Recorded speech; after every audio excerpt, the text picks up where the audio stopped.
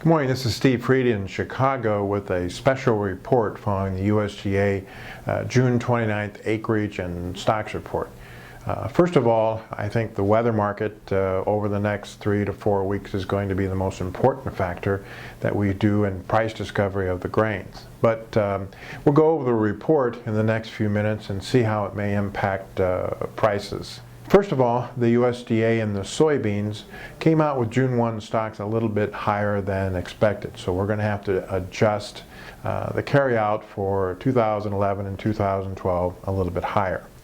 They also came out with higher planted acres. The big question mark in that is whether or not some of the double crop acres that farmers had intended to plant when this report was done on June 1st will actually be planted because of the dry weather. So when we look at 2012, 2013 supply and demand, we'll keep the demand unchanged. Right now, we'll plug in a little bit lower yield than what the USDA is using because of the weather. And we come out with a carryout of 92 million bushels for 2012, 2013. That is a record low 2.8% stocks to usage ratio.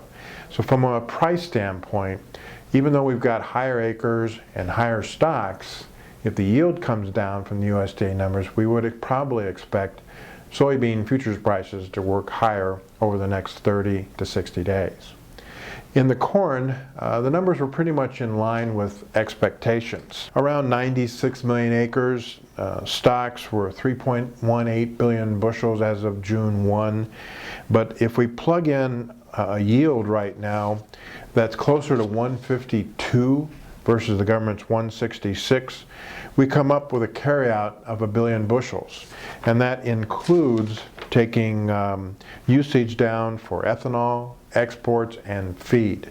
That number would suggest that we're looking at a very low stocks to usage ratio, and we'll probably be looking at higher December corn prices. Last year, with a similar dry weather pattern, December corn actually managed to turn up as high as $7.75. So I don't know if we'll get to that price level or not, but that might be an objective if the yield drops as low as that.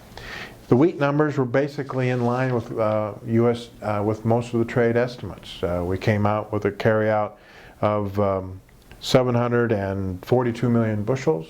The acres were a little bit lower than the average trade guess because of not as many acres as thought by the trade in the spring wheat areas. And I think that for the most part, wheat prices are going to follow the price of corn. If the corn prices work higher, wheat will probably follow. So July 11th is when the USDA will come out with the actual numbers. It's our guesstimate that when they come out with the numbers, the biggest change will be a lower corn yield and a lower corn stocks estimate for 2012-13. In the beans, if we have a lower yield, that will offset the higher stocks and acres numbers, and we probably see a lower carryout for 2012-2013.